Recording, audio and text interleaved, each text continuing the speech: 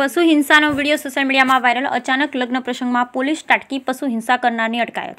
જીવદયા પ્રેમીઓમાં ભારે રોષ। દિયોદર શહેરના લુહારપરા વિસ્તારમાં પશુ હિંસા કરતાનો વિડીયો સોશિયલ મીડિયામાં વાયરલ થયો હતો, જેમાં જીવદયા પ્રેમીઓમાં આ વિડીયો લઈ ભારે રોષ ફેલાયો હતો। જ્યાં વાયરલ વિડીયો દિયોદર શહેરના લુહારપરા વિસ્તારનો હોવાનું દિયોદર પોલીસને માલુમ પડતા વિડીયોના આધારે પોલીસે અચાનક લગ્ન પ્રસંગમાં ત્રાટકી હતી, જેમાં પશુની ખુલ્લેઆમ હિંસા કરનાર શીખ સરદારજી જેવા લાગતા ઈસમની અટકાયત કરી હતી।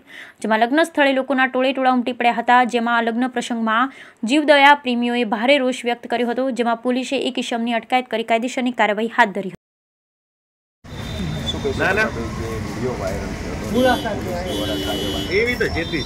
ખરેખર આજે જ્યારે ઘટના બની આજ દિન સુધી અમારા દિયોદરની અંદર આવી કોઈ ઘટના બની નથી।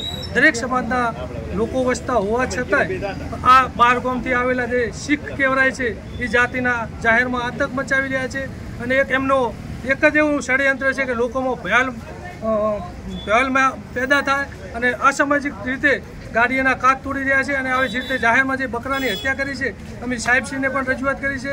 હિન્દુ સમાજ છે, તમામ વિશ્વ હિન્દુ પરિષદ હોય, ભારત વિકાસ પરિષદ હોય, લાયન્સ ક્લબ હોય, સંગઠન મિત્રો હોય, તમામ સંગઠન છે સાહેબશ્રીને આજે વિનંતી કરીને કીધું છે કે તાત્કાલિક અમની સામે કડકમાં કડક કાર્યવાહી થાય અને કદાચ કડક કાર્યવાહી નહીં થાય તો અમે આગળના સમયની અંદર ટૂંક સમયમાં કદાચ અમારે હડતાળ ઉપર બેસવું પડે તો હડતાળ ઉપર પણ તમામ સંગઠનો બેસવા માટે તૈયાર છે અને અમને સરકારશ્રી પણ માટે પૂરો વિશ્વાસ છે કે જ્યારે ગુજરાતના ગૃહમંત્રી હોય, જીવદયા પ્રેમી સરકાર હોય અને આવી ઘટના ક્યારેય ચલવી નહીં લઈએ।